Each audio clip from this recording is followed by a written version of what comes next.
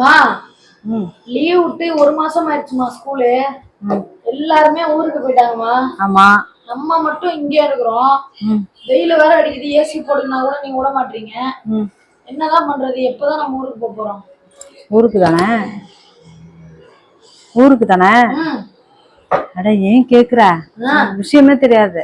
தெரியாது.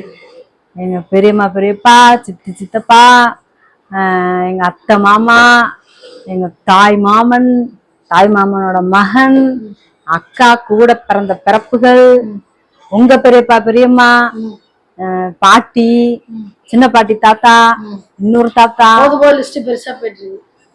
அவ்வளவு பேர் இருக்காங்க. எல்லாம் லீவ் விட்ட கையோட அடுத்த நாளே, எப்படி அடுத்த நாளே போன் பண்ணி உஷா பிள்ளைங்களாம் கூட்டிக்கிட்டு எப்ப வருவ எப்ப வருவ எப்ப வருவன்னு கேட்டுட்டே இருக்காங்க. நான் தான் ரீல்ஸ் போடுறதுல கொஞ்சம் பிஸி ஆயிட்டேன். எல்லாம் கூட்டிட்டு போல. சத்தியமா உண்மை. அதுவும் தஞ்சாவூர்ல இருக்கவங்க பெரியம்மா, என்னோட கூட பிறந்த 2வது அக்கா, எப்படா மே மாசம் வரும் வரும்னு காத்துக்கிட்டு இருக்கோம்.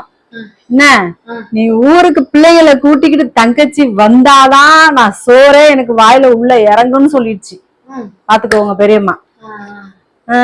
அப்படி கூப்பிட்டு இருக்காங்க எல்லாரும் போன் பண்ணி, பிள்ளைங்களை அழைச்சிட்டு லீவுக்கு வாவான்னு. நீ என்னமோ ஊருக்கு போகலான்னு ஃபீல் பண்ற. நான் தான் ரீல்ஸ் போடுறதுல கொஞ்சம் பிஸி ஆயிட்டேன். வருத்தப்படாதீங்க. எல்லாருக்கும் தனித்தனியா போன் பண்ணி சொல்ல முடியாது நான் வர முடியலன்னு. அதனால எல்லாருக்கும் ஒரே வீடியோவை போட்டுறேன். கொஞ்சம் பிஸியா இருக்கேன், அதனாலதான் வர முடியல நீங்க கூப்பிட்டதுக்கு லீவுக்கு. சரிங்களா?